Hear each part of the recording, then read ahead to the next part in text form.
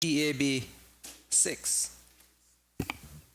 Cultural programs for $8,550 on page 241. Are there any questions?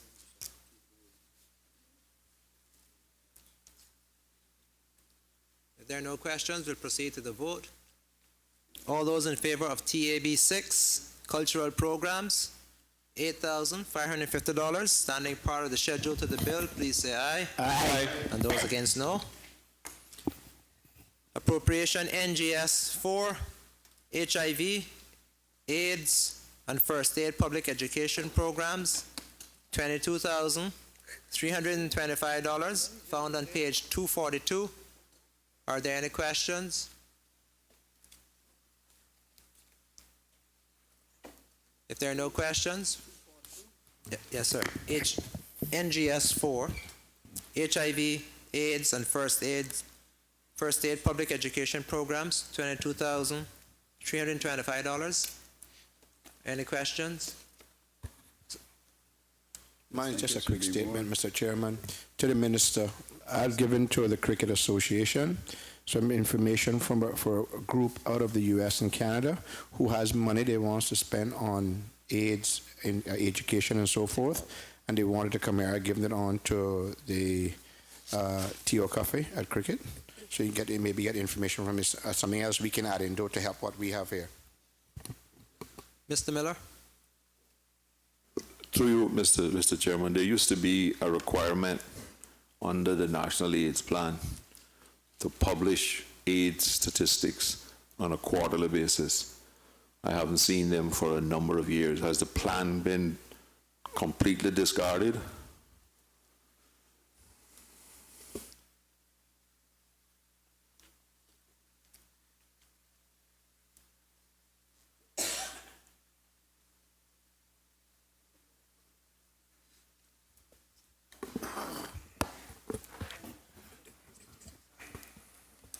Mr. Borden?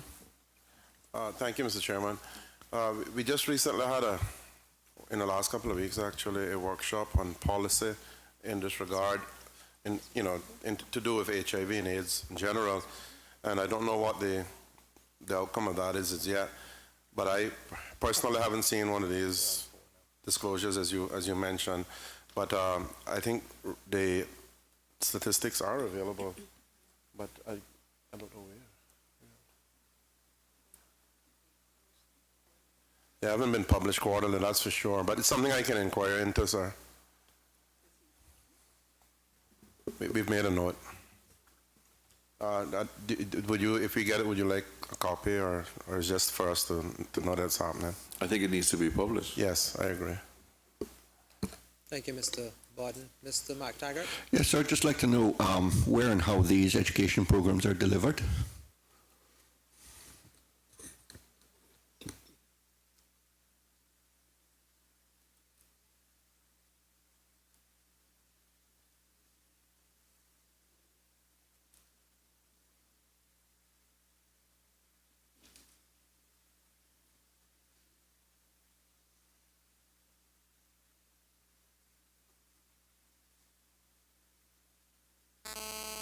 Mr. Chairman, these programs are delivered through the high schools, and as the description says, kids between the ages of 13 and 19.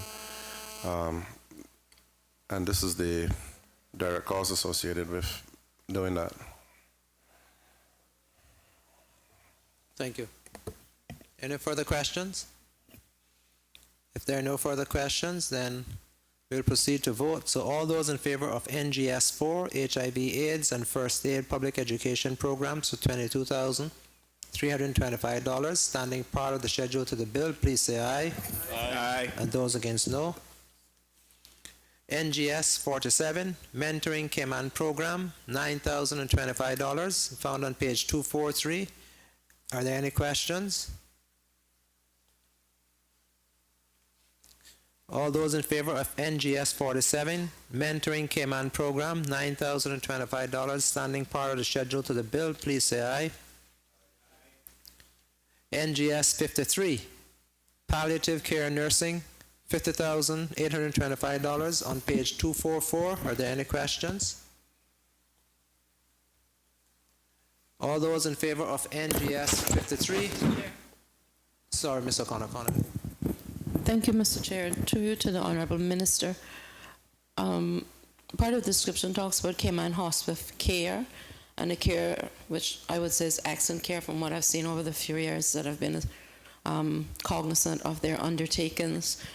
Can the Minister say or give an undertaking as to whether they have an adequate supply of the morphine patches, both for Grand Cayman and Cayman Brac, at this current time?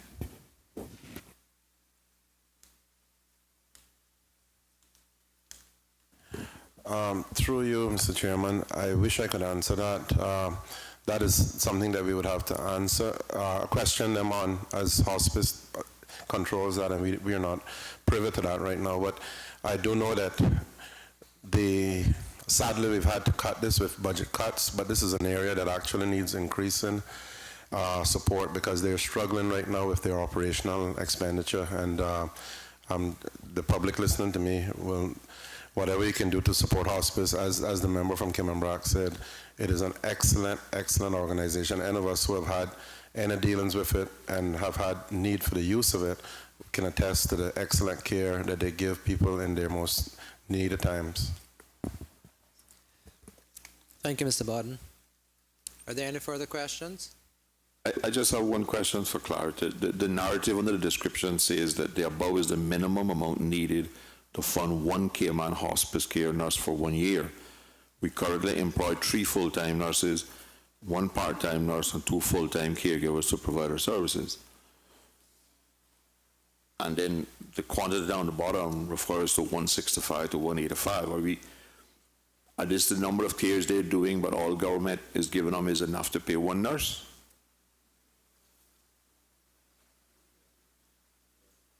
Yes, sir, we're funding 1 nurse at the moment.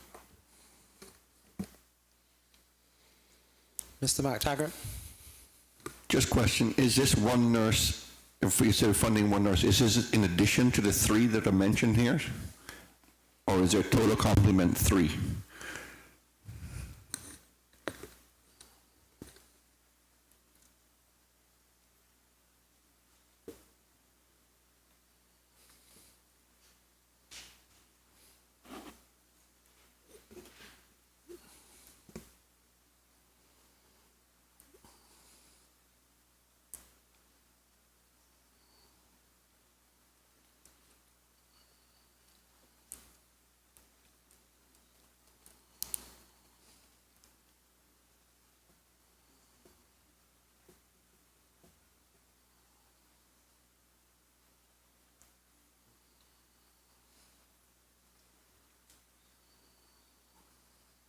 Okay, through you, Mr. Chairman, just to make it clear, the description here is what hospice explains, that we currently employ 3 full-time nurses and 1 part-time nurse and 2 full-time caregivers.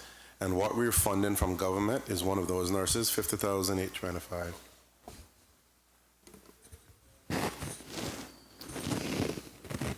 Mr. McTaggart, is there another question? No? If there are no further questions, then we will proceed to the vote. All those in favor of NGS 53, palliative care nursing for $50,825, standing part of the schedule to the bill, please say aye. Aye. And those against, no. NGS 54, social marketing for prevention of AIDS, HIV, $45,125, found on page 245 of the annual plan and estimates. Are there any questions? Ms. Rivers?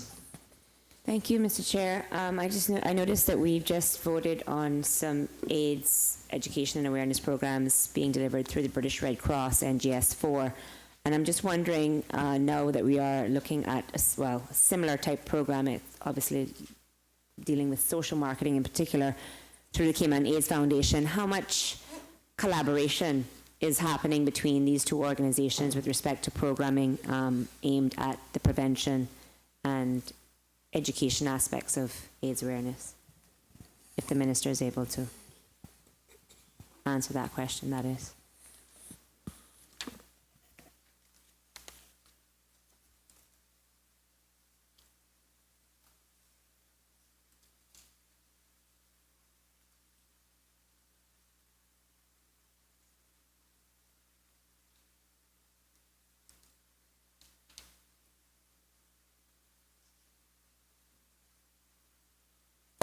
Thank you, Mr. Chairman, and to the Minister.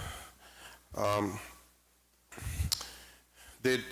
understanding is that there is collaboration between the two, but one is focused more on education, the other is more on support and marketing. That is the latter. The one through the Red Cross is the education one, and the other through the Cayman AIDS Foundation is more for the adults and others living, the support to them. Thank you very much, Minister. And also through Mr. Chair, if the Minister is able to let us know what do these organizations, and I'm speaking broadly, well, obviously we're dealing with this particular vote, but do you get, is there a reporting mechanism as to what kind of activities are actually taking place during the year and what they've done and how basically they've spent the money? Yes, these grants are supported with reports. Ms. O'Connor? Thank you, Mr. Chair. Under quantity, I see that is forecasted for 13-14 to distribute 15,000 condoms, and the same is budgeted for this year. Where is this distribution taking place?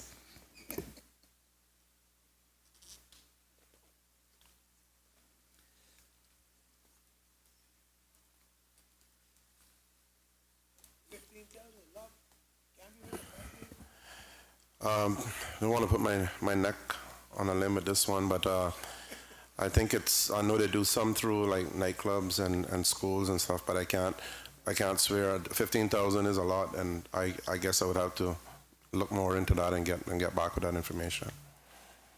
Thank you. Mr. Miller? Yeah, through you, Mr. Chairman, to the Minister, is this the only support that exists, or what component of the public health budget under the HSA is provided to support AIDS patients?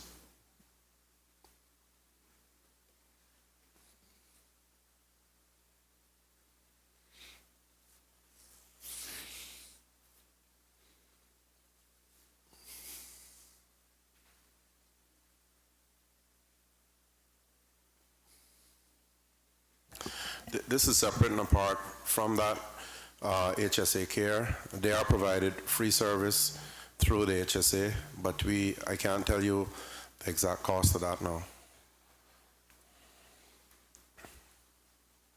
The AIDS plan used to call for a dedicated treatment unit in the public health section of at least one nurse who was adequately and properly trained in the handling of this disease. Does that still exist? Yes, sir. Are we getting any support from the international organizations? And what is the amount of that funding?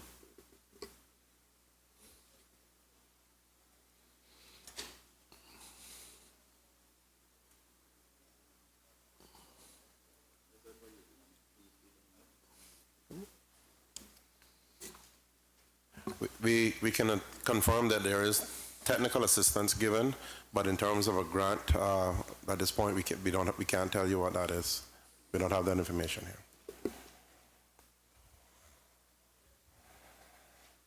Mr. Miller, is there a follow-up question? Ms. O'Connor Connolly? Thank you, Mr. Chair.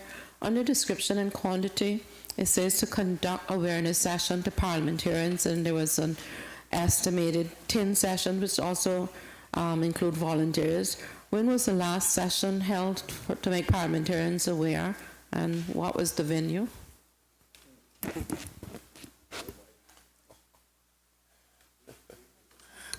I've been here a year. Yeah, I've been here a year and I haven't seen one. So we need that's something we definitely need to look into. I don't know if it's us they're talking about. Mr. Chairman, Yes, sir. I'm not going to sit here and say that in regards to the social marketing about these sicknesses that is not good for us to know. But we're not getting involved. And I think it's a waste of time, and it's certainly never ever happened in any time. I don't know about any notice that I've ever had about this. I mean, I know that there is, I think,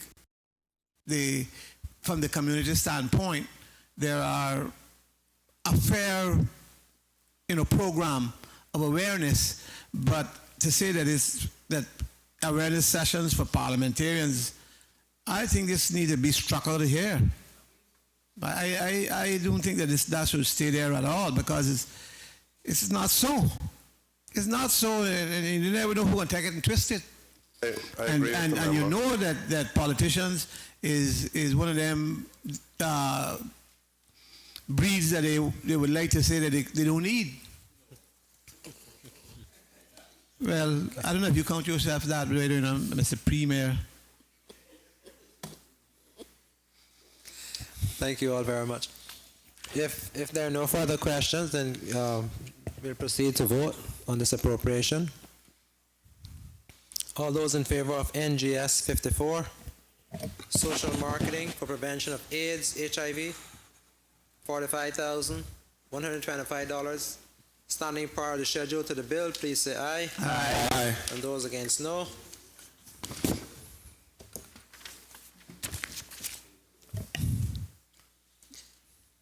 NGS 55, tertiary care at various local and overseas institutions, $11,443,847 on page 246. Are there any questions? Mr. Chairman. Mr. Bush? Mr. Chairman, I note that we had forecasted expenditure of $14 million for 2013-14. And for 2014-15, we are now budgeting 11.4, close to 11.5 million. All the various measures, the quantities and qualities and timeliness and locations and so on, all that remains as it was for last year, although we have a greatly reduced budget. Now, I do know, and I'm not going to try to sit here, and as I say, that's not my policy to sit here and try to say to the government that they're doing something greatly wrong, because I do know over the years the difficulties that government has had, particularly in the last couple of years with this vote.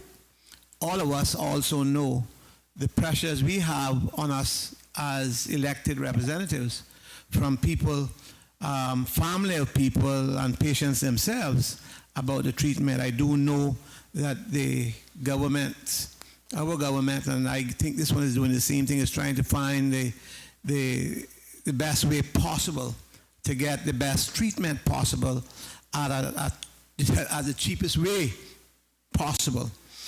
I am concerned about I have to be, because as I said, all of us are pressured from our constituencies in regards to people traveling overseas for medical care. What will we do for the shortfall? Because I don't think it's getting any less. And what we hear is that more and more there are sicknesses that are creating more and more expenditure. I mean, you hear about some things today that I've never heard about in my 30 years in this house, as far as people being sick and children being sick and parents not having the insurance and so on. So I know that we talked about the segregated fund. I know that, but that can't cover everything. So, Mr. Chairman, I don't know if the minister can enlighten me or enlighten the committee to what they plan to do in this regard. Thank you, Mr. Chairman and the member. He's outlined it pretty well. We do have increasing pressures with overseas care and with treatments that are being required. In particular, kids, anything to do with baby cases or young people, there's always, as you know, million and a half right away. But through the various programs that Cineco has managed or contracts and providers that they're dealing with and the negotiations that they've been really driving, having success with driving getting contracts with driving costs down, and also with the referral policies in place and sending more people, for instance, to Jamaica where it's possible at a fraction of what it costs in the U.S.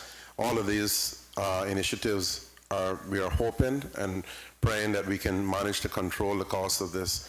NGS 55 has been a problem child, as you know, from day one, and it's an area that we, rather than inflating it, if a shortfall occurs, then we have to find a way to deal with that. But at this point in time, we cut it by $2.5 million from last year, and hoping that our constant initiatives, which are ongoing, and with the strategic partnership that I spoke about earlier with the HSA, all of these things coming online, we're hoping with Health City being here now and taking on tertiary care where possible, all of these initiatives should keep NGS 55 under some kind of control.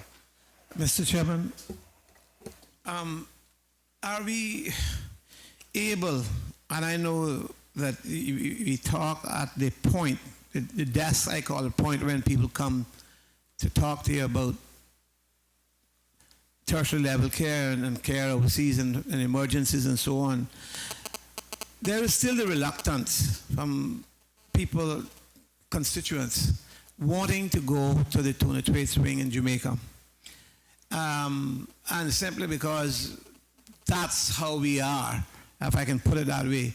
But the fact is, there's tremendous good quality care there at a good institution. That goes back to 1993 or 94. I entered a contract that year with the Tuna Trade Swing. And I know the difficulties I went through with my own family, not wanting to go because they just see it as something else they don't know. What is being done to bring to the forefront the quality care, let's say marketing, to make our people understand, look, this is a good facility and it is very, very inexpensive and concern. One back surgery, whatever, I don't know what that name is, but anyway, that's called a back surgery. Costs some time ago, I don't know what it is, $7,000 for one constituent in that facility, whereas my own mother had the same thing in Florida for something $1,000. In fact, my mother ended up in a wheelchair because of that surgery, and the constituent was, no, that's different cases of, let's say, surgery. Same case, but let's say different situations. Something happened. However, the cost of the surgery is what I'm talking about, while the quality care is excellent.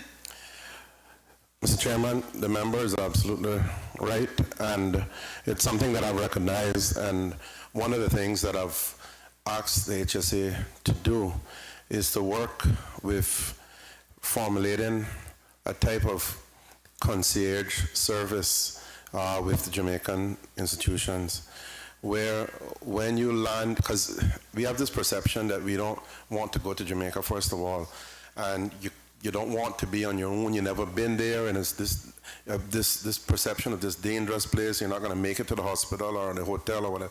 So I said, okay, if that is the way that our people are thinking, let's find a way around that. We all know who have been there. We know different.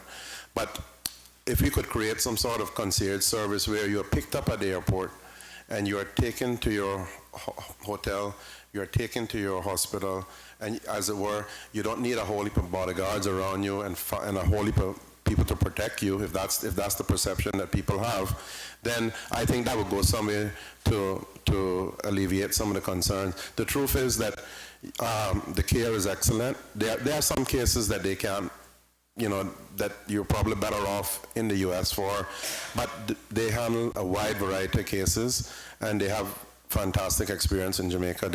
Jamaica has always been known for its medical program. Doctors and nurses of excellent standing. We have people who have trained there who are our own doctors and nurses here who are excellent. And therefore, the more people, and as the member rightly said again, it's at 25% of the cost of U.S. institutions. So we are saving a tremendous amount if we can make better service, make better use of the facilities right next door to us. Thank you, Mr. Bodden. Mr. Miller, you had a question, sir? Okay, thank you. Ms. O'Connor-Connolly? Thank you, Mr. Chair. I wonder if the Honorable Minister could enlighten the committee as to whether in the progress our desire, aspiration is being made towards referrals to Cuba, that we all know have excellent care at much cheaper rates. With Cuba?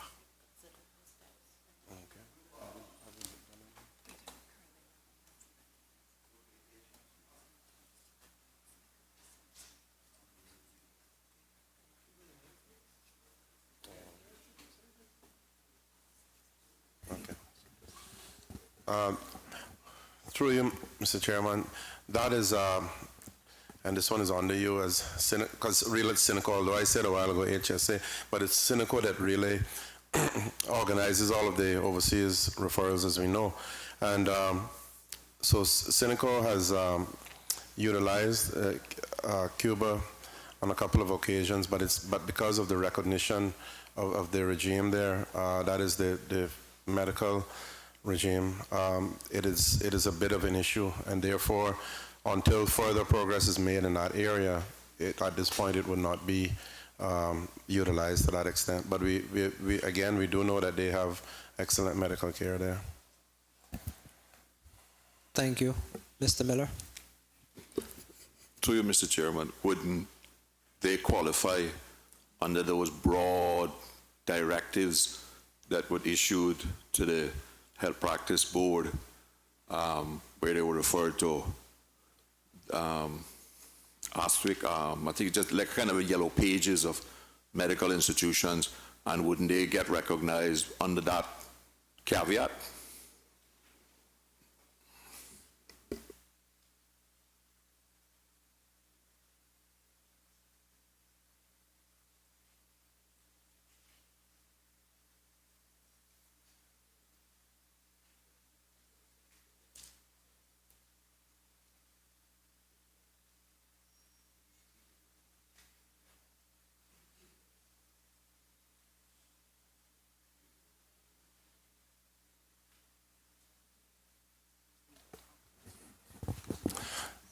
Through you, Mr. Chairman, to the member from Northside, in relation to those Cuban doctors coming to practice here, what you've said could be, that caveat could be used.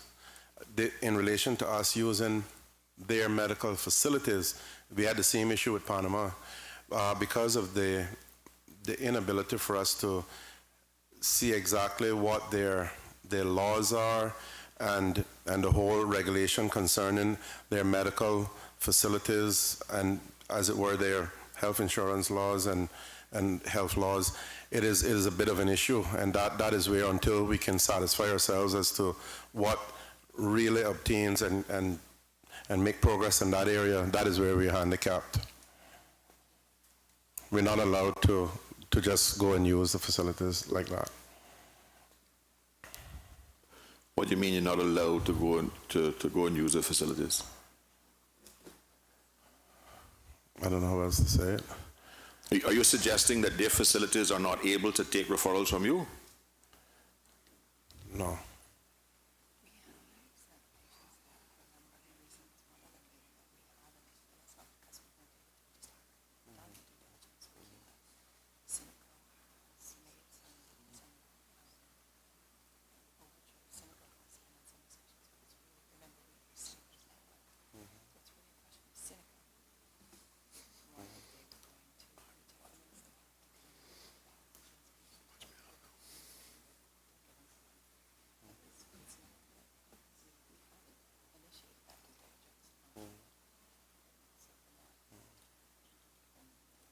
But it's simple.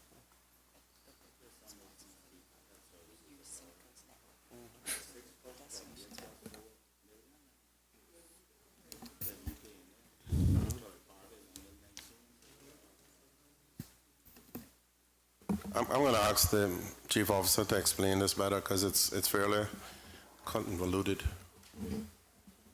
And it's really cynical now, and cynical is no longer with me. Mr. Chair, through you, it's not a situation where we're not allowed to access the facilities in Cuba. And as the Minister said, it is really, in terms of the overseas institutions that are accessed for this output for NGS 55, we use Cineco's network.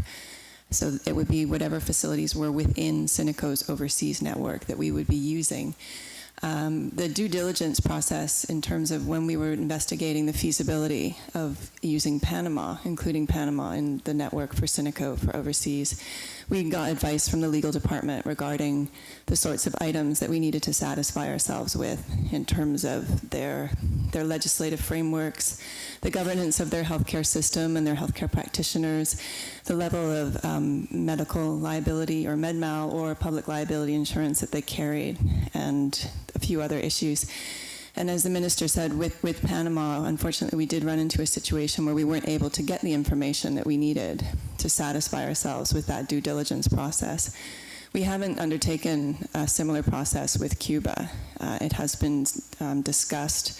I know Cineco has had some communications in the past with some of the providers in Cuba, and there's been some discussion about whether to start the process there, but we no longer have Cineco under our ministry, so I'm not aware of what the progress has been more recently with Cineco in that regard.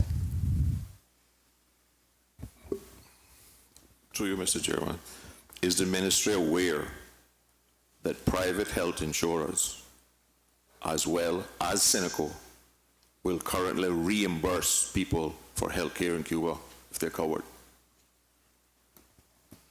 Mr. Chair, through you, I guess I am aware that there have been some patients, some Cineco-insured patients who have received health care in Cuba and been reimbursed for it. I guess the distinction here with NGS 55, from the advice that we got from the legal department at the time we were looking at Panama, is that because we would be sending the patients, it's a different situation than if a patient goes and then goes of their own volition and then comes back. If we are sending the patients to a hospital or a country, the understanding is that there's some liability for us as government in doing so, and that we have done our due diligence to satisfy ourselves that we are not putting the patient at risk, and that we're comfortable with the destination that we're sending them to. So I would think that the private insurance companies will have done their own due diligence in that regard before they send their insured to whichever destinations they send them to. Mr. Miller, is there a follow-up question?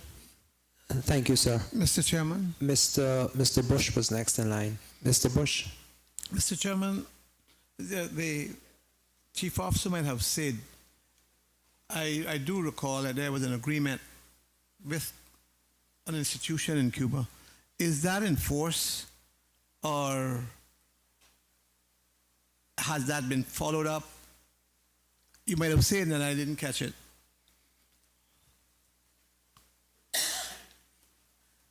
Mr. Chair, through you, there were some discussions a few years ago with a couple of institutions, I think, in Cuba, and I'm not sure where they have progressed to with Cineco, because we no longer have Cineco. But from, you had it then. Mm-hmm. But from I'm not specifically speaking of Cineco, although they would have to be involved, as we know, but I'm speaking from our institution or our ministry to that institution.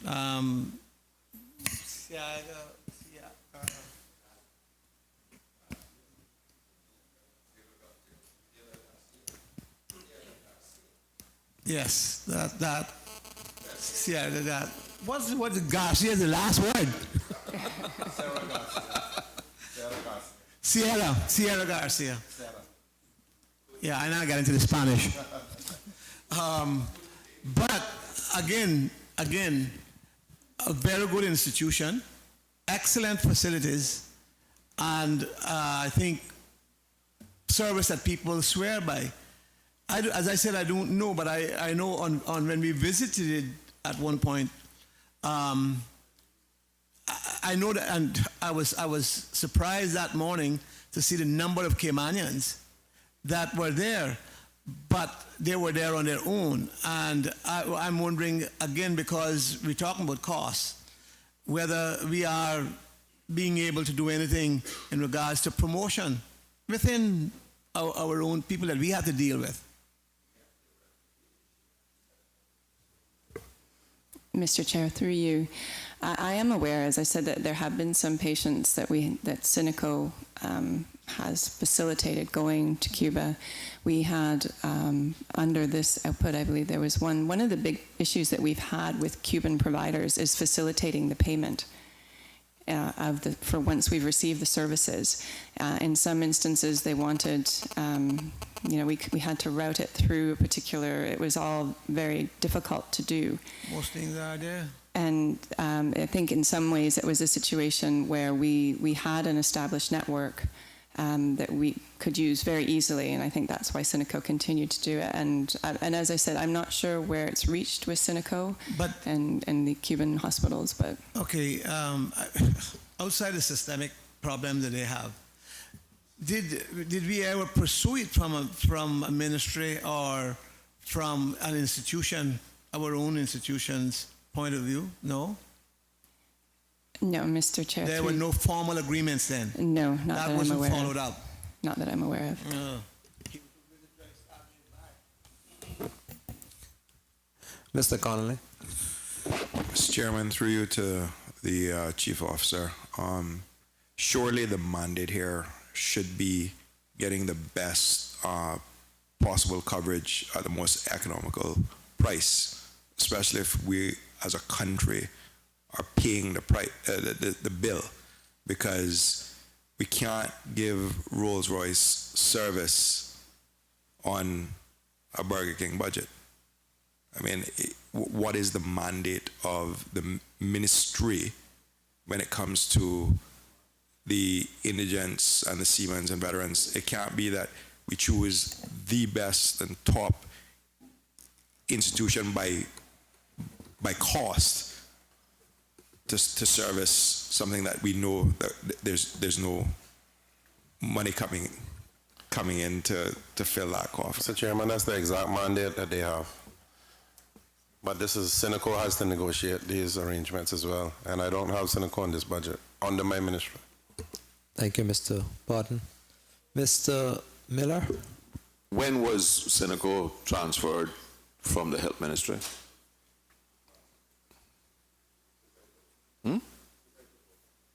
Since election, right? Question to the Chief Officer. Aren't all institutions overseas, don't all of them direct you how they want their payments made and through what bank and what institution they want to be paid? When you pay Baptist tells you how to wire the money and they give you a specific route to send it.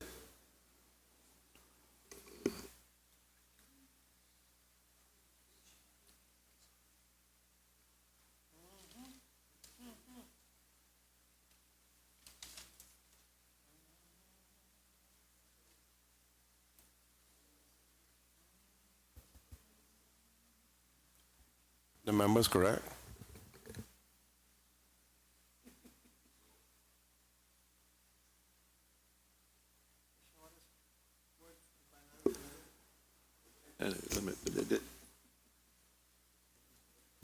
Mr. Miller, any further questions?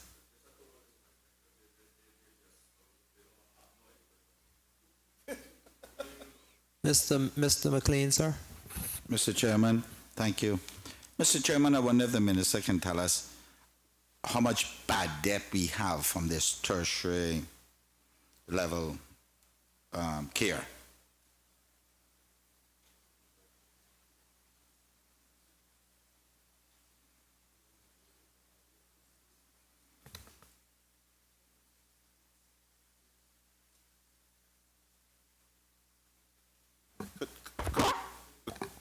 Mr. Chairman, could the member clarify exactly what he means by bad debt? Because this is not bad debt. Bad debt would occur where there's a financial advance through your ministry, Mr. Chairman, for someone to who incurs overseas advance or whatever, and then they come back in the default on it. But in this case, this is government funding Cineco's programs. Mr. McLean? Mr. Chairman, thanks. Mr. Chairman, I, for some reason, I would think since the HSA fee for service on tertiary care, that somewhere, I know it used to be millions of dollars before. I don't know where it's at now, but I would think that the minister is paying out. Wouldn't they notify the minister of how much of it is bad debt? Because we had the indigents earlier.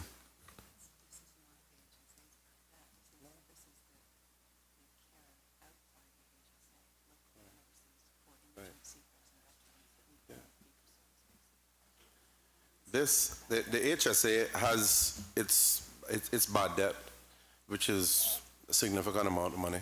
I don't know, I think it's $4 or $5 million. Whatever, I'm just guessing. But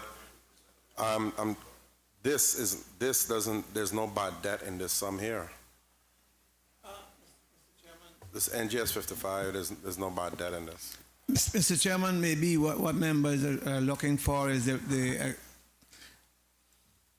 amount of outstanding that has been around for a long time. And various governments have taken to write off some of that. And I think in that time, in the last 4 years, we did some of it. Okay. But the truth is, it needs to be looked at fully because I think it's still carrying, I don't know where, in the form of accounting that we have. But obviously, it's some on there for years that people can't pay and not gonna ever pay. And we need to, mind you now, I say we as a legislature, needs to take a position on it and say, look, we're gonna wipe this out, we're gonna clear the air on these bills because they've been around for too long and people can't pay them, they don't have insurance, family can't pay them. And I don't know about some of you, but I know I constantly get requests from people over the islands, not particularly so in my constituency, but over the island, that they can't, and it's there, and some people, it's burning on them because they can't pay. And some of them have been even very old people by now. And it amounted to one point about 12 million or so we were carrying on the books. Now, as I said in our accounting, Mr. Chairman, I don't know where it sits, but maybe, and I don't know if the chief officer recalls or understands, but I know other longer-serving members here would know. I think Mr. Miller said just now he thought it was about 9 million. Last time I saw it, it was between 9 and 12. Mr. Chairman, 69, but that's a different thing that he's talking about. That's a different thing, I guess, than what I'm talking about. well, yeah, the HSA is projecting $69 million in bad debt for, provisions for doubtful debt anyhow. So in this year, last year, it is 56 million, just around 56 million. 69 million. Page 381 in your ownership agreement. You got $2 million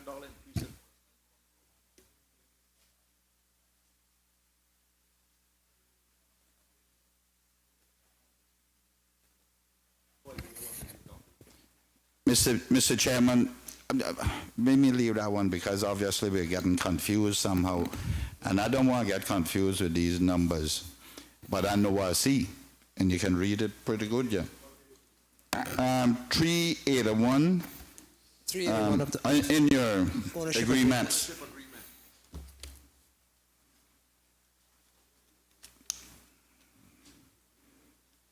Because I know it meant it went up by 13 million, I believe. Did you not carry enough forward? 13 million. 5 million last year to 69 million this year, is it cumulative? That's what carrying forward. Mr. Chairman, if I could just ask another question, I wonder if, recognizing that we are saddled with so much expense for tertiary care, and I heard the minister spoke about, like, young babies, it could be over $1 million, which we all understand that, one of those situations. If the minister or his ministry has initiated anything to have reinsurance or discussed with Seneco the possibility of reinsurance, like anything over $1 million. Mr. Chairman, I figure you'll probably look at that a little later, but there are insurances, reinsurance companies in this country that would gladly go at that. And I'm wondering if the minister, recognizing the problems we're having, has initiated anything in that direction. Mr. McLean, in the interim, until they are able to answer more specifically to your question, as I mentioned, I think yesterday, Yes. we are planning a retreat between the Health Ministry, the HSA, Seneco, and the Ministry of Finance to look at such issues so we can formulate better strategies to reduce the cost and thereby achieving greater value for money. But we will be having that retreat in July, and these are some of the issues we will be looking at. So I know that doesn't answer the question specifically, but it gives some hope as to a brighter future. Well, Mr. Chairman, why I asked, I spoke recently to CEO of a reinsurance company here, and they're all ready to assist with that stuff. Now, I don't know what level you want to do it, but off record, I can tell you the individuals who are prepared to assist in even sitting down with dialogue on that, not necessarily to purchase, but to help the government in any way they can. Thank you, sir. Thank you. Are there any, Ms. O'Connor-Connolly?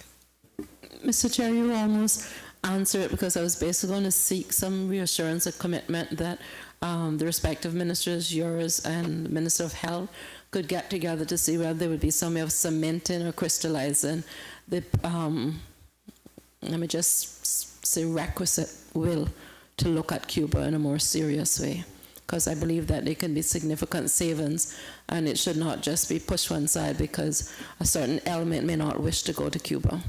Thank you. Thank you. Mr. Miller? Yeah, while they're looking at 380, maybe they could look at 381 and give me an explanation of why personnel cost is going up by $2 million next year.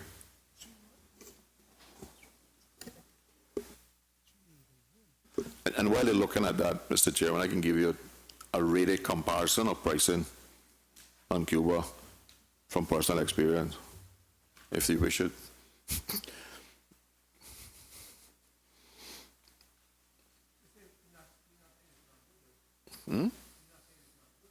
I'm saying it's better than they get This is now. HSA outputs, and we finished with the HSA. That's HSA. Yeah, We're dealing with tertiary care overseas, NGS 55.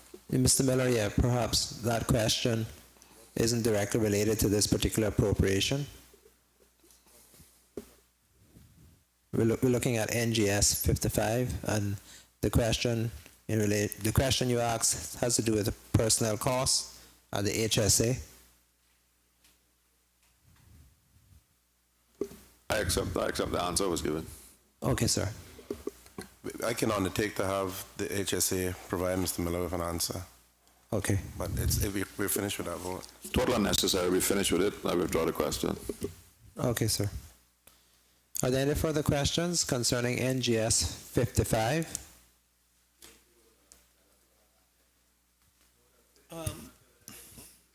Mr. Chairman, I think if I may, we might have, in the discussions about the doubtful debts and the outstandings, can the minister give an undertaking that he would look at it?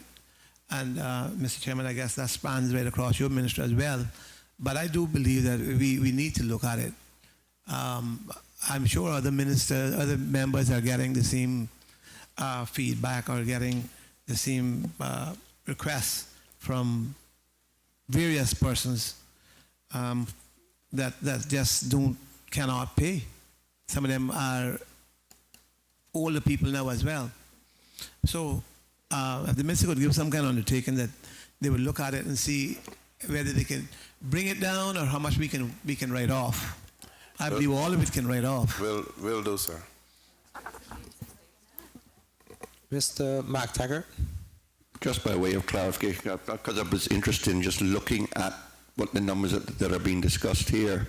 And what I see happening is that we do have a balance, or a forecast balance of some $55 million in the allowance for bad debts. So they have provided against the related receivables. And then for this next fiscal year, 14-15, there's an additional 14 or something plus million to be booked as bad debts expense in the operations of the HSA. That's what's being projected for the year, which would carry the accumulated balance up to the 69 million that the member mentioned at the end of June 2015. So that's what it's projected to be. It's just short of 70 million in terms of the allowance. But what the accounts also show is that no amounts have actually been written off against the allowance. So we're still carrying years upon years of old receivables, carrying a provision, and no real effort to write off the receivables if they're no longer collectible. Whatever.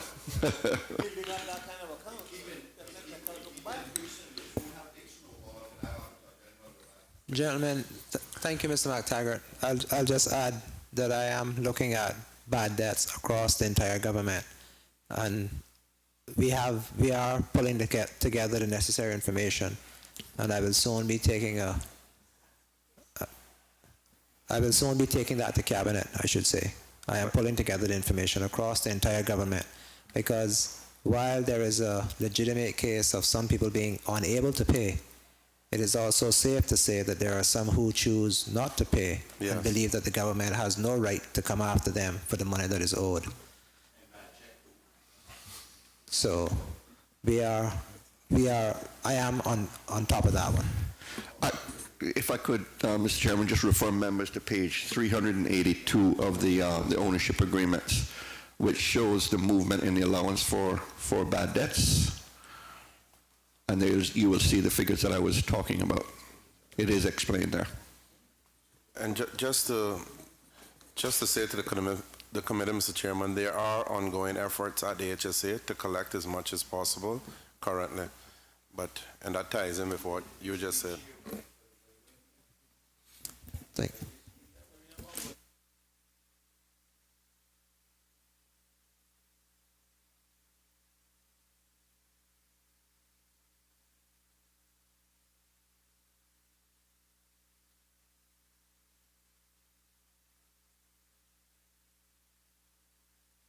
Mr. Miller? Yeah, Mr. Chairman, I just want to confirm that the 19 plus million that we discussed earlier for indigents, we're now adding 11 million to that to cover indigents and seamen. So is there any way you can tell me what portion of this is for seamen and veterans so we can more closely identify how much we're spending on indigents? Because we're talking about $30 million. And I find it hard to have a 14 million. I don't know who's not paying with insurance and all the other subsidies that we are giving for people who can't pay. How can we have bad debts of 14 million for the year?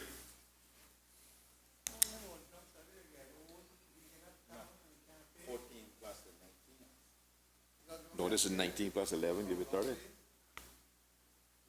But we're doing all of this to pay all these different things, and we still wind up with a projection for 14 million.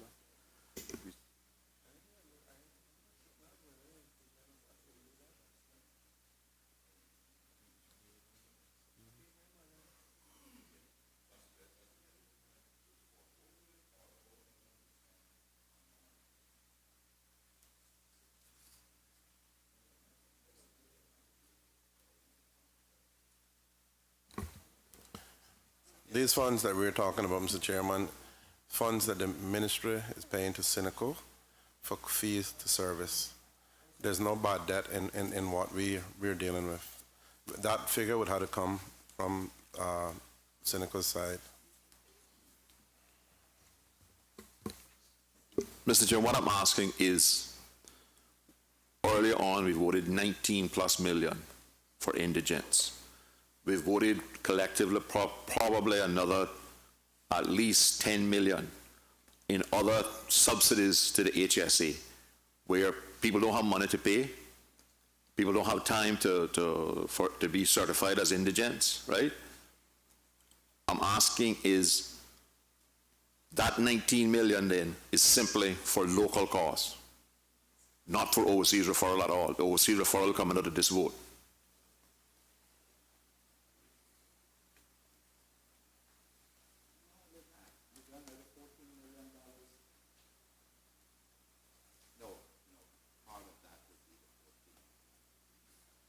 No, because anybody who can't pay, this government is paying for it separately. 10.9 for local indigents, HSA care, and the NGS 55 is a combination of local and overseas for indigent seafarers and vets. What about the 9 million in the segregated fund?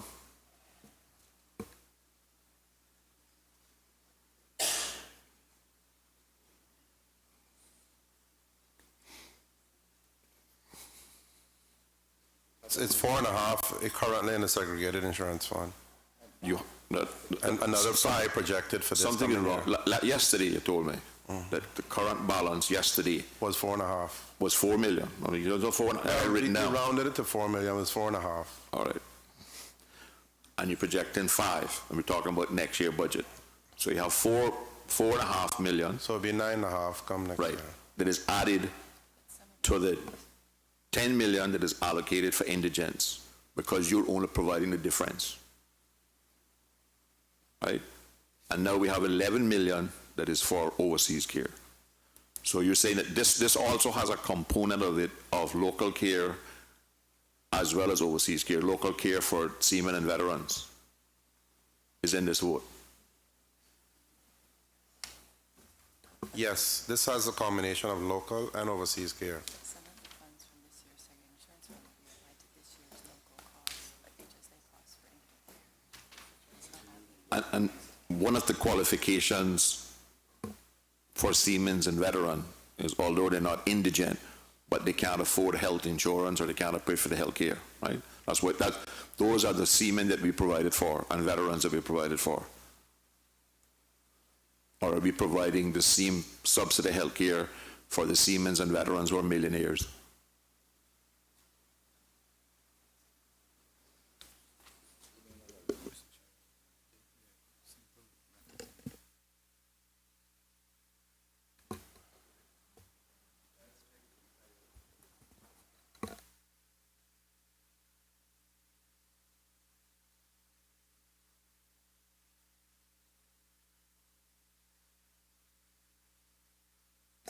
The seafarers and veterans is administered through the Minister of Finance, so I can't answer that question for health insurance. Mr. Chairman? Yes, Mr. Bush. Mr. Chairman, can the minister say whether they are partnering in any shape or form with the Shetty Hospital?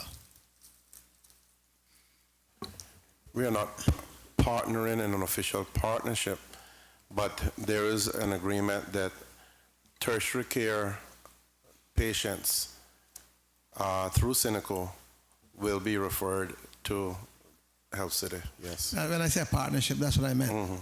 Whether they have any kind of agreement to send patients that can be treated there, That's correct. that it be done. That's correct. Mr. Miller. The agreement to send patients to Health City has a financial consideration as to the cost. Cineco will do that assessment, and if it makes sense, then it makes sense, and if it doesn't, then the better option would be used. If it's a Health City, if they get the price from Health City that competes favorably with sending overseas, then naturally they'll use the local care. But at this point, it's hard for me, after Health City is just getting going, hard for me to say whether all of their fees, whether they're over or under, but I can only imagine that local care in the end should be cheaper than overseas.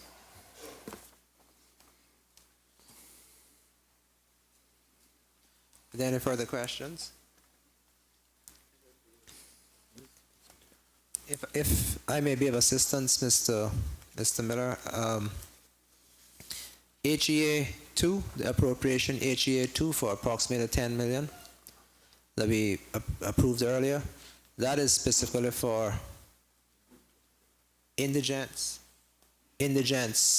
locally at the Georgetown Hospital. NGS 55 is for non-government output suppliers, so that could be local or overseas referrals for indigents. So one is for local costs. Yeah, that's the difference between the two, basically.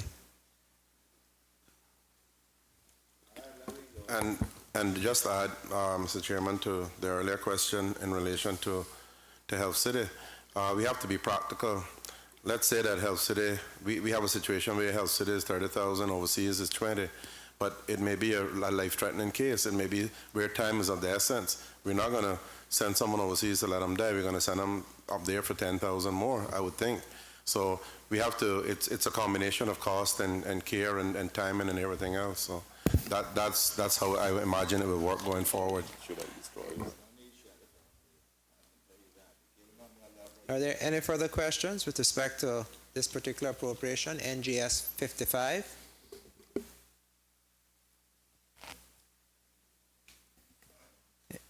Mr. Miller, you have a question, sir?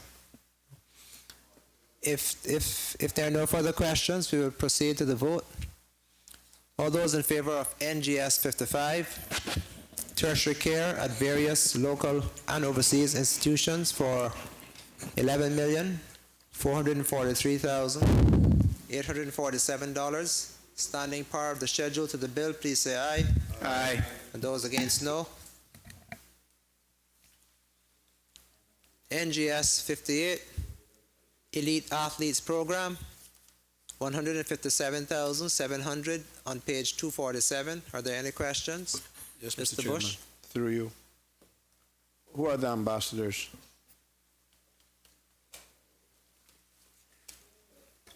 We have 4 elite athletes at the moment.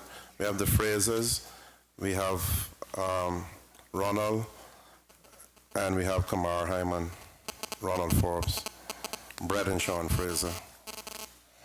Okay, how do we decide who are the ambassadors? These I have found from the time I took over the ministry, so I have not chosen any new elite athletes. Okay, so your chief officer has been there for 6 years or so in this. How have the previous 4 been chosen? There are certain standards that have to be achieved, I know that much. And we monitor that, and we get regular reports from all of our athletes, including those who are not elite athletes that we help in some way or the other. Olympic standards, as you know well, whether it's B standards or A standards.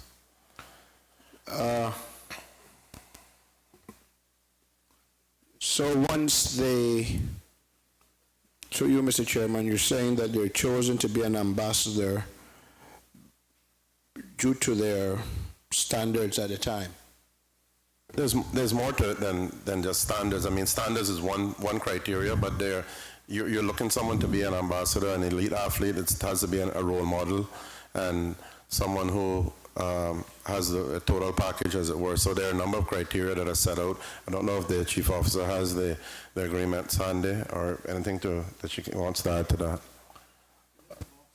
What, through you, Mr. Chairman, what sort of role does the National Association, who is the institution that represents the athlete, provide or play in the selection of this athlete?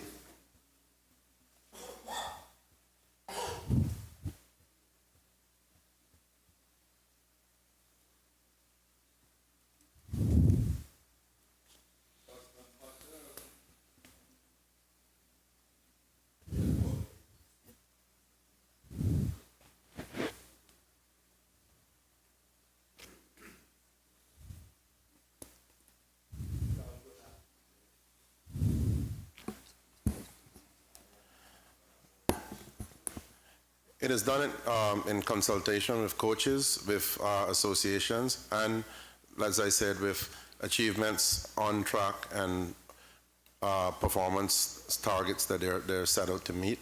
That's the way these were chosen, and we all know these individuals have done well and are continuing to do pretty well. Mr. Chairman, through you. I'm so sorry, Mr. Chairman, that the minister, and I'm hoping the listening public do not at any time blame the standing minister for what's about to come. Is the minister aware that one of our ambassadors, if he still, so we said we have four, the two brothers, Ronald and Cayman. One of these ambassadors is not training and isn't even going to the Commonwealth Games. Just to let the minister know. Mr. Bush, are you saying that he's receiving the money and he shouldn't be on the program? I don't know, sir. But all I know is that he's not training and he's not going to the Commonwealth Games. So, because I heard earlier on that the standards... These athletes, but that happens for various reasons with athletes. Okay. And there are contracts, and they will be, if necessary, put on probation or cut from the contract. It's as simple as that. And Mr. Chair, through you. And we are aware of the case he's talking about. Thank you, good. Through you, having spoken to both presidents of these associations for these four athletes, they have no records of being consulted by the ministry on when the athletes were chosen. So I would like to know that if in the future, Mr. Chairman, is it possible that the associations will be consulted?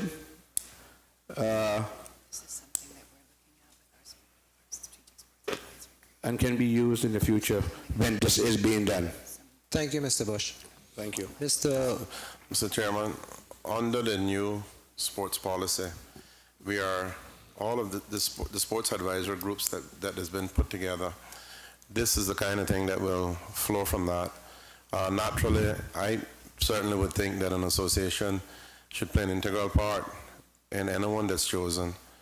A coach should play an integral part, and those should be the two main resources that we depend on when we are choosing an elite athlete and an ambassador for the country. Mr. Chairman, through you, it's good to hear him say that. That was not said before when I asked the previous questions. Please keep that in mind. Thank you, sir. Thank you. Mr. Miller, Ms. O'Connor-Connolly had indicated first. Ms. Connolly. Just an observation, Mr. Chair, in that all of these ambassadors are males, and I wonder whether the minister or his chief officer have any concerns or any plans to ensure that it's a gender-sensitive policy and that we're seeing more and more females coming to the top. What steps are being put in place to ensure that they have a place in this elite list? Well, we lost the female that we had, which was Sedona, retired. And we're hoping that Sedona will play a major part in our sports plans in the country national program going forward. And I know that one of our goals, if that comes to fruition, will be the fact that we will have more and more female athletes rising to the top. So I know we have some excellent swimmers right now on the female side, and we have excellent soccer players and others. So it's certainly not I don't think it was a deliberate bias, and like I said, we did have Sedone, but now that she's retired, we only have males. But going forward, certainly we'd like to see, a good balance between the two. Thank you. Mr. Miller, you have a question, sir? He gave it to me. For a Okay, minute. Mr. McLean? Thank you, Mr. Chairman. Mr. Chairman, I was about to ask the minister that same thing. What is the minimum age that you can qualify to be an elite athlete? Ambassador, whatever we want to call now.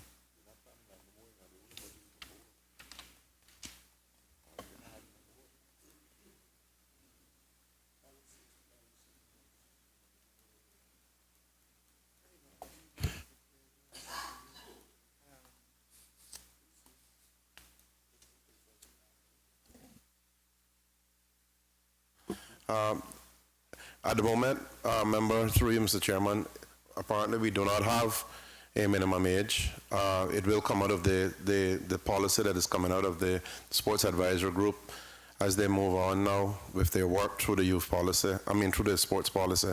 So we don't have, from my understanding, currently a minimum age, which I would think that we should have, but we don't at this point. Mr. Chairman, and I gotta be careful how I do this again, because I know they're gonna come at me again. Can I ask the minister, the best this country has ever performed from an individual, the best performance from any individual in the Carifta Games was just done. Just happened. No one has ever topped Lauren Hugh. But she's 14, 15, still in school. Can you consider making her an elite athlete so that because it's her family who does all of her trainings, and she was the national champion in Canada as well last year. I was surprised I didn't see her on one of the billboards. I know she was nominated. She is? Well, I was a little surprised that I haven't seen it. I've been searching for it. I must be going to wrong places. On the King's Roundabout. King's Roundabout? Yeah. And I passed there. We pass it all the time. Poor old Lauren, I gotta tell her sorry. But can we consider that, Mr. Chairman? Mr. Chairman, this child is totally dedicated. Not only that, she's now going to the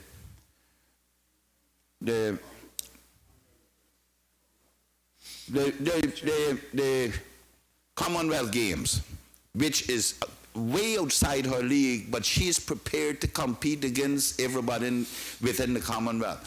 Can we consider Lauren Hugh as an athlete? Since you got to get nomination, I'm nominating her right now. Thank you.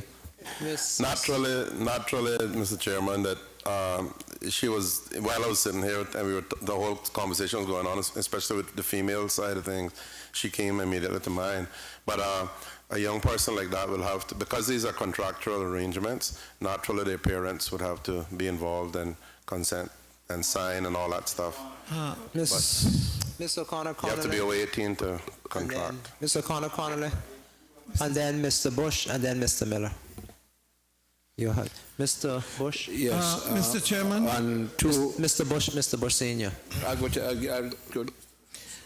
Mr. Chairman, over the years, there's been a lot of discussion about these Cayman sports ambassadors.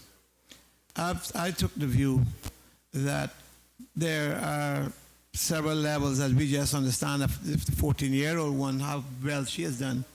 There are the senior ones, which perform more on an international level all the time rather than sport meets, which we would call like Carifta, all those regional games and so on. But, and I always thought that we need to be, as a country, if you want to build, help to build sports people, and we more and more we're putting on and spending money in that direction, we ought to be able to offer some kind of scholarships toadies. I mean, putting them on the billboard is one thing, something that we push and accomplish, and highlighting them to that extent. That is one aspect of it. But more than that, I believe that we need to look at this program in getting that younger one, at least, since there are adults who already been through college stage and so university stage. These young people, at the end of the day, don't come out feeling, as I know some have felt, who've grown older, but I went out there and I fought for my country. I did all this, I enjoyed it, but I really not got nothing to show for it from them. And here we should be putting the money to get the best trained wherever they are, however they be, whomever they belong to, put money for them to be properly educated. When I say that, get them into the schools, that they can excel in whatever area of sport that they are involved with, and then get them, Mr. Chairman, into the proper schools, onto good colleges or university. This just giving them money for adults right now, and that is all good. I mean, the Fraser boys, I watched them from time in the 90s when we really kicked in the swimming program. Those boys and their mother and father at the time really pushed and supported that program. And back in the 90s, we had 800. At a time, we had 800 students in that program, swimming program. So those boys have done extremely well for the country. They are at an older age now. We got younger ones, and that's the ones I'm talking about now, that I think we can be offering more than just this. We should be offering, making sure, nothing but going through Education Council. That's a different thing altogether. Different thing altogether. I'm talking about these who excel in that area. Mr. Bush? Yes, Mr. Chairman. I've heard the minister on 2 occasions say something about some group, some sports. Which sports group is some group you've put together or something? Correct, the sports advisory group. Is it possible to see who has been put on this, a list of the members of this board, please? And hope, not now, you can make it available tomorrow or sometime.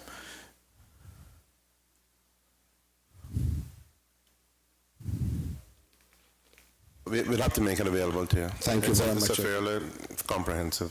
Okay, not the sports policy, just that group advice, because we want to make sure that it's not like the other list of people I think you'll be complaining pleased about. with it. Thank you. Are there any further questions? Mr. Miller?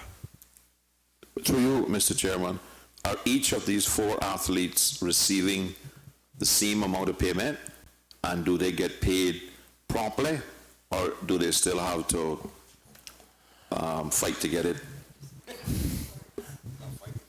They are all paid the same amount, and as long as the reports are in on time, they will receive their funds on time. Sometimes the reports are late, and therefore there are hiccups. It's not perfect, but we try our best to accommodate them as much as possible. Is there a And just follow-up? I'd just like to add, for the sake of the committee to understand that there's a lot that's going on in this area, not just with the elite athletes, but we have a developmental program through the ministry as well, where athletes who show potential, and these are for instance, I'll call the names, the Carl and Carlos Morgan, the twins, Raimish Adolphus, Tyrell Coffey, and we all know the footballers, the Martinez, the Gray, the Foster. These are all funded by the ministry at the moment, and a lot of these are what Mr. Bush was talking about earlier in terms of their education, as well as to be educated while they're developing in the case of the footballers, their football skills or any other skills. So there's a lot that's going on in that area, and we're going to elaborate as much as we can and expand on it as much as we can as we go forward. But there's a limit within budget constraints. Mr. Chairman, I do know of that. Some of them has been there for a while. And I just want to make sure that we are keeping in that direction where their education not dependent upon them having to apply to Education Council. Call it, what are you calling it? Yeah, we call it something else, but it's all the same thing. Sports grant, developmental program, whatever. All the things, nation building, put whatever paint you want, put on it. It's all the same thing, helping them out. In a nation building. No, we're not calling it that, but some of them is the same thing. No difference, not one piece difference. So now that's not getting to that because me and you is on a fair footing. Let's not get into how I want to put a red sheet on it. That's at any point. It's all the same thing. It's government money and they're getting it. And all I want to make sure is that they don't have to go to Education Council to get it because it's not the same thing when it comes to that aspect. So we're on all fours on that, Mr. Chairman, Mr. Minister. Thank you, Mr. Bush. Mr. Bush. Mr. Chairman, through you, Mr. Minister, please be careful of some of the names that will be put on that list because some of them aren't even training anymore. But down the road, you and I will talk as it goes, Mr. Minister. Well, Thank you. I can assure you, these that we have here are all training, everyone. Okay, Mr. I get regular reports from them. Thank you, gentlemen. We'll proceed to the vote. All those in favor of NGS 56, Elite Athletes Program, $157,700, standing part of the schedule to the bill, please say aye. Aye. And those against, no. NGS 59, Youth Development Programs, $31,825 on page 248. Are there any questions? Mr. Chairman, very important. The score is 1-1 at the moment.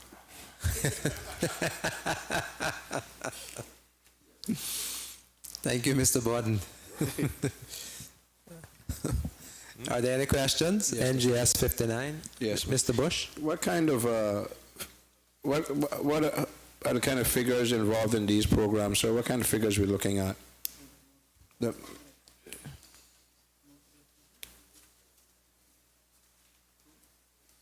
I guess, in all fairness, there's nothing inappropriate about this statement, given that he is the Minister for Sports.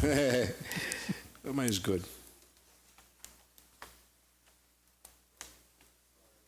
But that breaking news, I missed the question.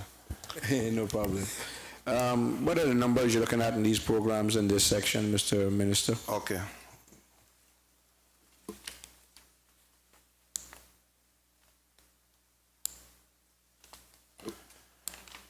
Okay, to the member, Mr. Chairman, it's divided up as follows. Kind of small, my eyes are failing me. My staff are trying to kill me here. Duke of Edinburgh Award Scheme, $5,700. Girls Brigade, $5,700. Savannah Seventh-day Adventist Church, Gideon Pathfinders, $23.75. Scouts Association, $61.75. Big Brother Big Sisters, $23.75. Girls Guides, $5,700. West Bay Seventh-day Adventist Church, $3,800. That makes up $31,825. Mr. Chairman. Mr. Bush. Thank you, Mr. Chairman. Mr. Chairman, this grant, I certainly not going to accept that this is all we should be doing.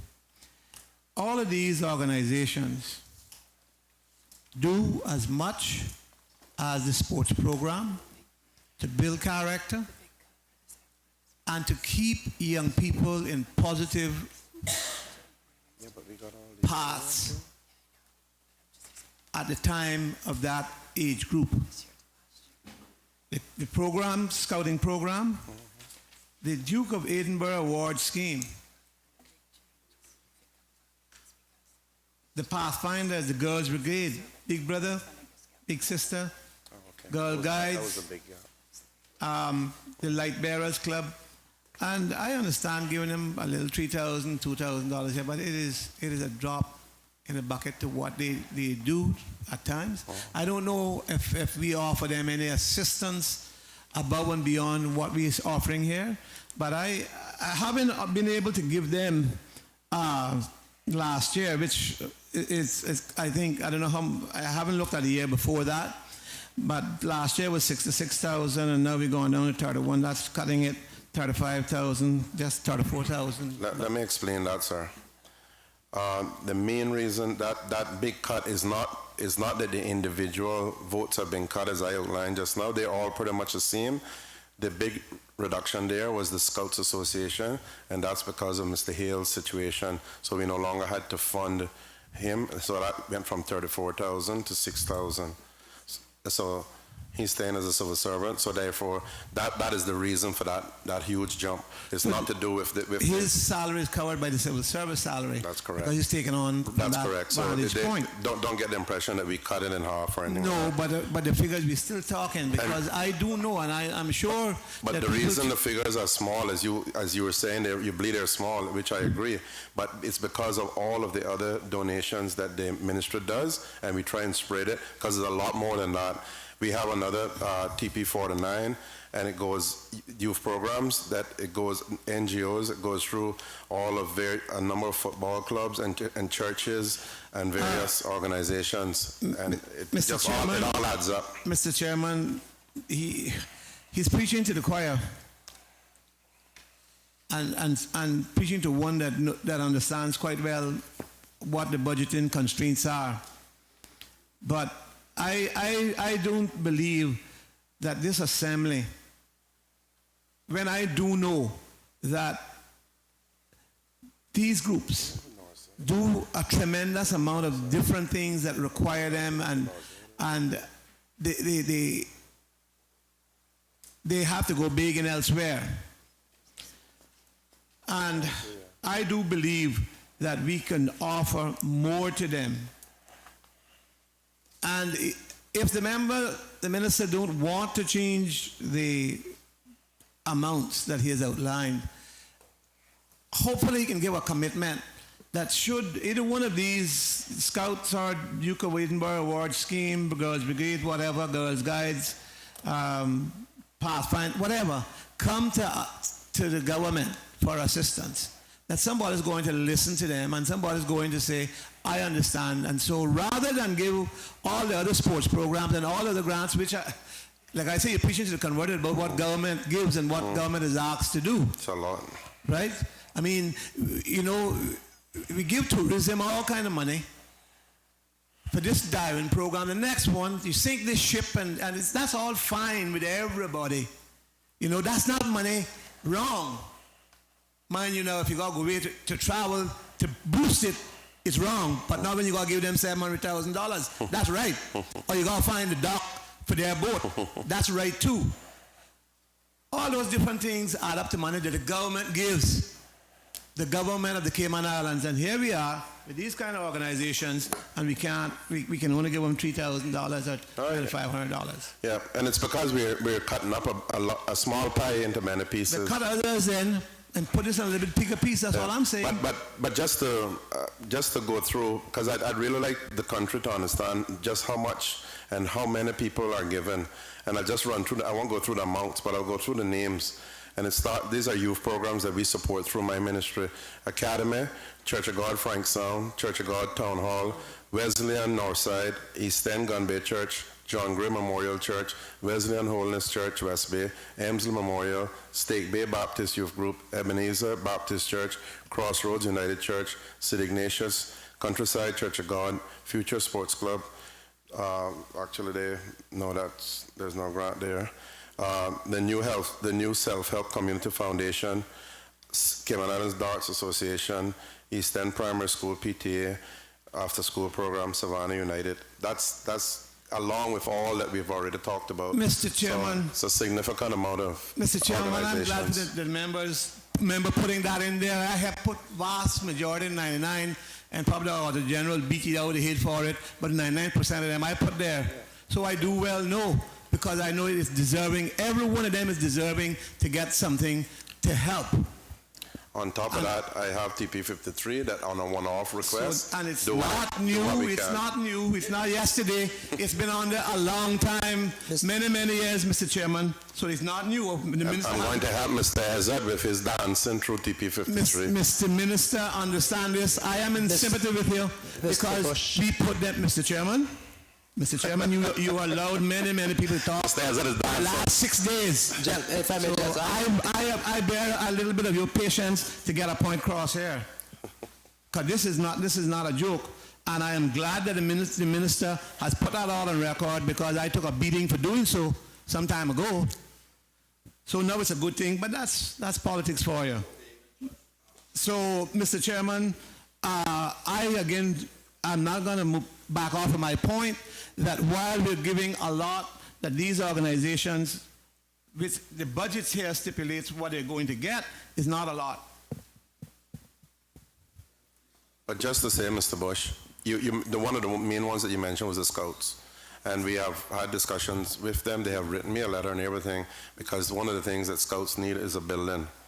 And we will be looking in the future. It's sadly couldn't be put in this budget because of the restraints, but it will be looking to assist them. Pardon? Mr. Chairman, The one, yeah. Mr. Chairman, if I may, That's the one. I had a note here on that specific thing, the CI Scouts. But before I ask that, I want to support Mr. Bush in his thought process. One of the things we do in this country is treat cause as opposed to prevention. And this is prevention, CI Scouts. Every one of them would have been Scouts. Look at them. They did pretty good. Me too. Not say that I did all that well, but I did pretty good out of it too.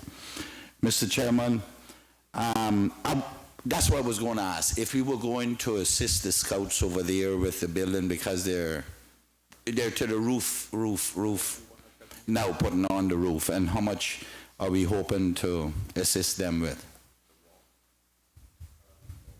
As I said, they could not make a specific line item in this year's budget because of the constraints we are under, but I've spoken to Mr. Connor on it, and I'm going to see what I can do within budget to give him something towards it this year. But hopefully next year, because it's not going to be done by the next budget, hopefully I can get something in the next budget. Thank you. If there are no more questions, we'll proceed to the vote. All those in favor of NGS 59 Youth Development Programs for $31,825. Mr. Chairman, before the vote is put, the minister gave a commitment that should any of those organizations approaches them for extra funding, somebody's going to listen and get some kind of positive feedback from it. Thank you. All those in favor of NGS 59 Youth Development Programs, $31,825. Standing part of the schedule to the bill, please say aye. Aye. Aye. And those against, no. NGS 60 Sports Programs, $735,300, found on page 249 of the annual plan and estimates. Are there any questions? Yes, Mr. Chairman. Mr. Bush? Reading the description. Provision of sports programs in softball, basketball, boxing, track and field, cricket, football, rugby, cycling, netball, sailing, squash, swimming, volleyball, based on the association's short-term and long-term development plans. Am I right through you that these associations have to provide long and short-term plans to be eligible for funds? And when they say provisions, how do we provide?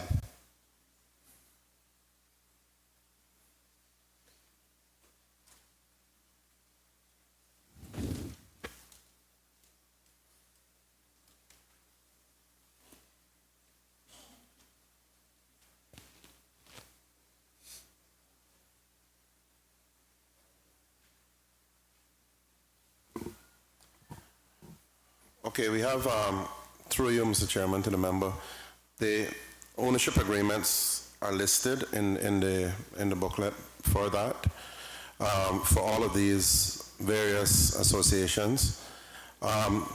They also do regular reports to us for the funding that we give. Also, some have long-term plans, some don't. Those, under the sports policy, we speak to the long-term developmental plan of an athlete, and therefore the sports advisory group is going to be working with all of the associations to make sure that they all have those plans in place. So overall, everything is coming under the umbrella of the national sports policy, and we are working towards the end result being the long-term development of the athlete. So, Mr. Chairman, the provisions that we provide is money. Currently, yes. Okay, beautiful. Thank you, Mr. Chairman. And to access this money, the rules that are in place is that you have to present these plans. As I said, right now, in some cases, it's just reports. In some cases, we have plans and reports. Can you be said which associations have been professional enough or forward-thinking enough to be able to provide you have any of these, I can't count how many of these associations, have any of them at all given any long-term or short-term plans? We have short-term plans from all. Okay, From all. what about long-term? But long-term, I'll have to check.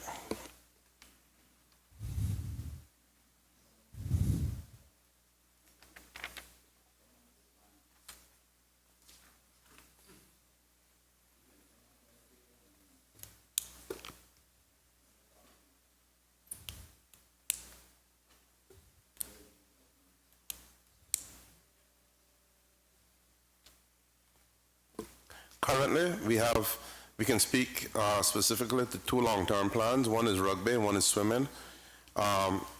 Sailing somewhat. The other ones are all work in progress. Oh, because I know sailing and track and field had long-term plans. Okay, so those are the four. So we can say then going forward that when the council or the advisory comes on board, that possibly next year when this is here, that we will be able to say that to access money, you have to have both plans in place. Yes. Thank you very much, Mr. Chair. To you. Thank you very much, Mr. Minister. Are there any further questions? Mr. Chair, Mr. Connolly.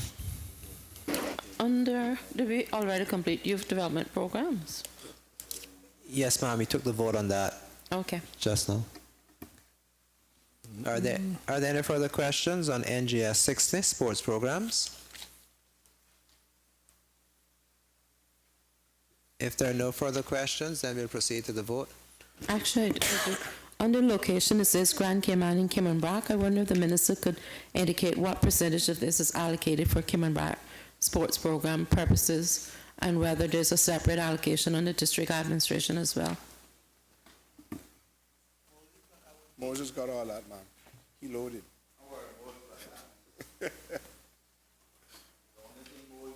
It's hard for me to say what percentage it is, but the associations have various, programs in the BRAC. Yes. And we fund, one of the line items is the Sports Association of the Sister Islands, which is 11,875. So, Mr. Chairman, he's saying that the Sister Island Sports Association is being funded from the Ministry of Sports and from district admin? I can't speak to district admin, but yeah.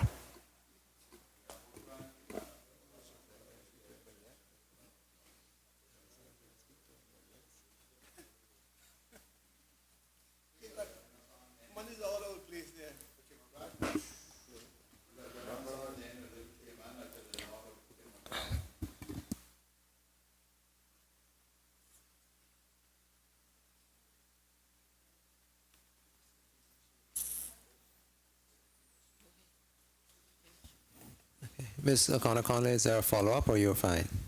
I'll ask the Deputy Premier when I come to his vote. I just want to make sure. It's not that I'm complaining if it's a duplication. I just want to make sure I can explain where they can access the monies from. Sure. Thank you, Ma'am. Ms. Rivers? Thank you, Mr. Chair. Through you, just a question with respect to the linkage or the tie-in between the national sports policy that the minister spoke of previously and these sports programs, and whether or not there is any dialogue with the organizations, especially those that we have now come to understand do not have long-term plans in place, whether the ministry is working with these organizations in order to be able to develop their programs to be in line with what the national sports policy is calling for. Thank you, Mr. Chairman. I don't know if the minister stepped out, but we did go through that.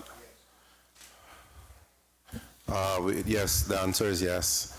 And the sports advisory group under the sports, working in implementing the sports policy, is making sure that all of these entities will have long-term plans, and by next year, this time when we're here, hopefully I can raise my hand and say they're all in place. Thank you. Great, thank you. Thank you. Are there any further questions? If there are no further questions, then all those in favor of NGS 60, sports programs, $735,300, standing part of the schedule to the bill, please say aye. And those against, no. NGS 61, other sports and cultural programs, $96,425 on page 250. Are there any questions? Yes, Mr. Chairman. Mr. Bush? The heading, other sports. What are the other sports, please? Which are the other sports programs?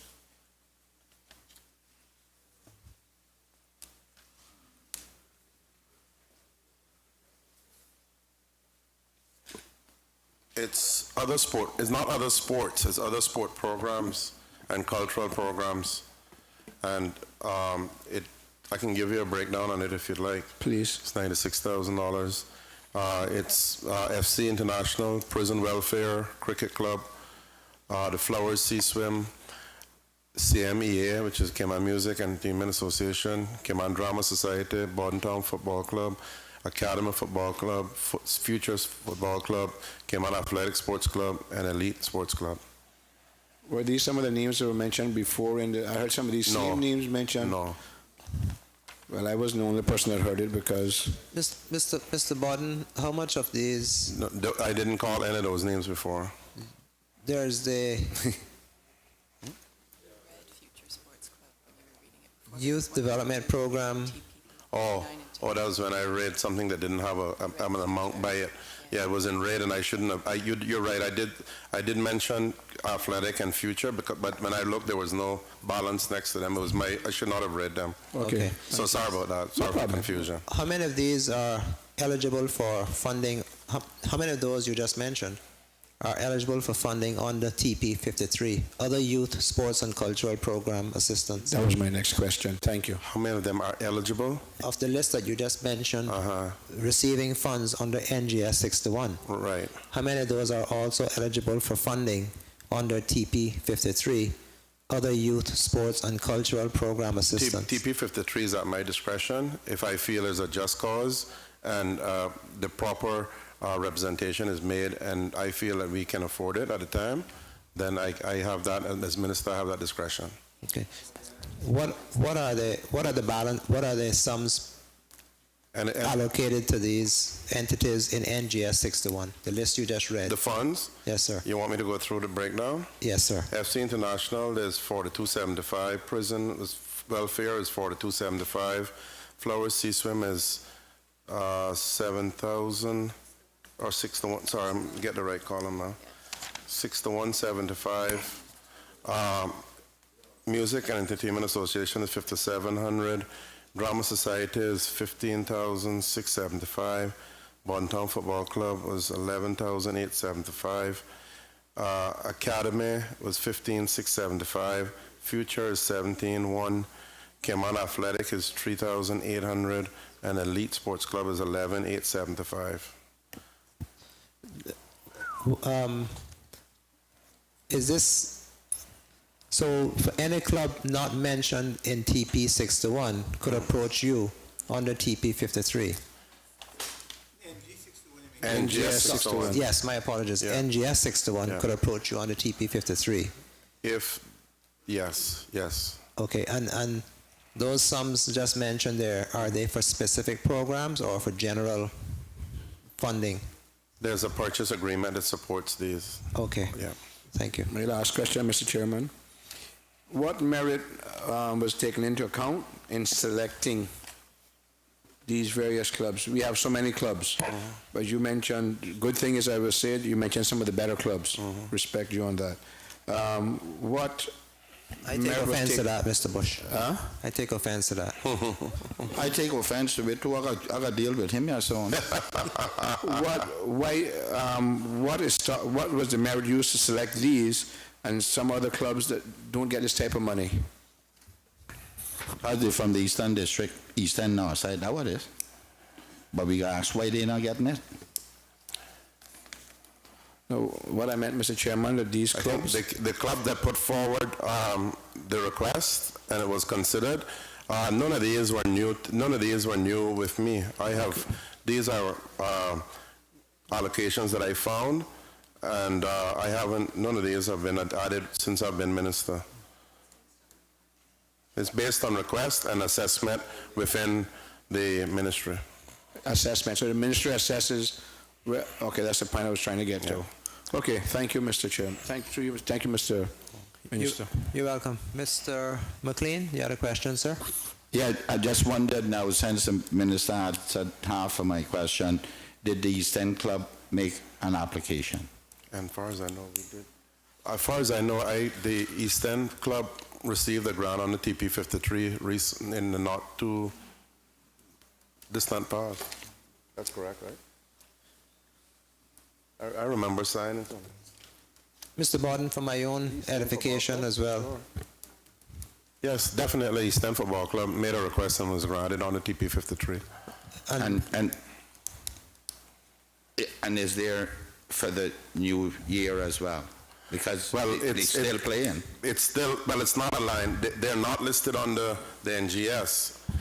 It was a one-off, and if another request comes, it'll be considered. But they're not on the. We don't have a purchase agreement with them. So, Mr. Chairman, the minister say he hasn't added any on the 6-1. TP 53 changes from year to year. Yeah, but on the 6-1, do they apply every year too? No, they make reports because they are listed as a budgeted item. So East End can put forward a request to be a budgeted item. That's correct. How do they do that?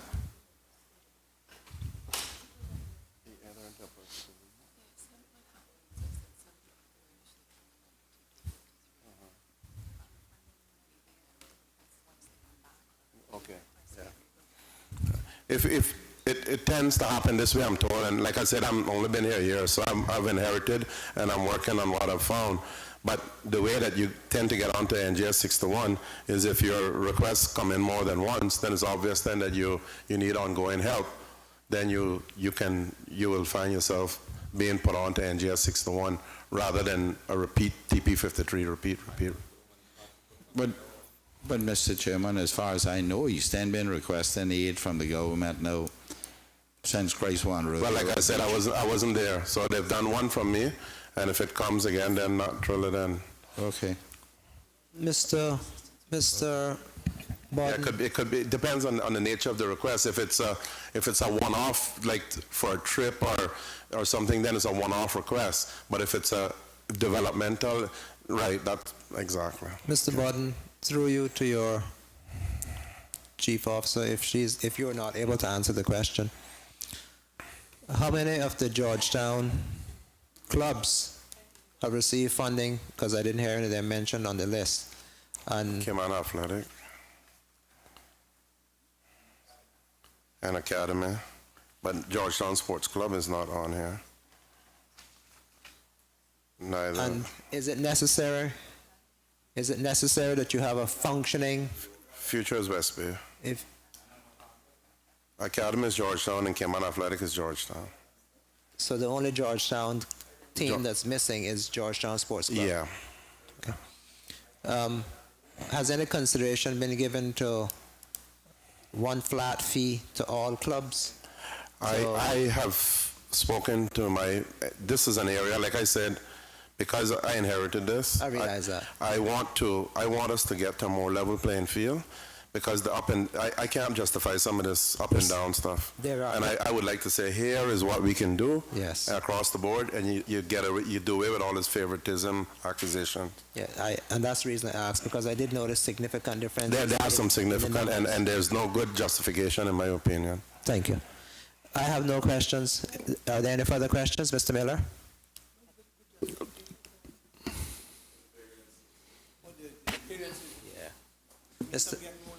Mr. Miller, then Ms. Rivers.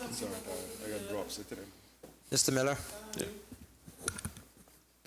Through you, Mr. Chairman, first of all, let me declare my interest. My brother is president of the Catboat Club, but I can't think of anything that is more cultural in the sporting organization than the regattas and stuff put on by the Cayman Catboat Club. And I see they were not mentioned anywhere. Is there any provision anywhere in this sports and cultural stuff that offers any assistance to the Cayman Islands Catboat Club? Thank you, Mr. Chairman. To remember, something like that, if they're in need, they will make a request. It will come through TP 53, and if it's an ongoing thing, again, it would be eventually a purchase agreement done. Mr. Miller, was there a follow-up, or you're satisfied? Thank you. Ms. Rivers? Thank you, Mr. Chair. This is more of a comment. I would just caution against the kind of flat fee across the board approach, because I think it's important, and going back to the minister's point about the plan to tie in the national sports policy with the programs, we need to make sure that the programs are actually delivering on what the country and what the ministry feels are important. So I just wanted to put that out there, because some programs may be existing in name only. Some programs may have 500 students or 500 people involved. So you have to really look at it on a case-by-case basis in that respect. That was exactly my point. We would have criteria and bands under which they would follow. Thank you. Mr. Connolly, you're fine. That was mine as well. Is how do you measure the outputs per per activity, and then who in turn ensures that they actually deliver on what they said they were going to be doing year after year, if it's a repeat type situation. Yeah.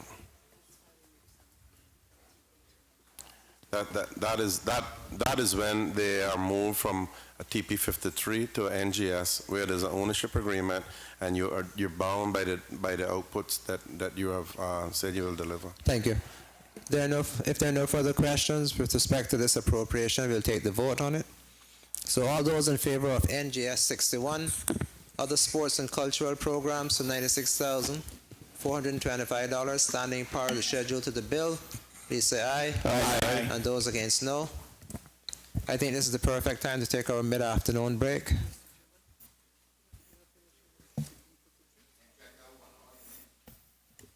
We didn't vote for that. But Yes, I just mentioned it as yeah, part of the question. but I'm saying that's all we got left for him. You're not gonna left for him. Yeah. Huh?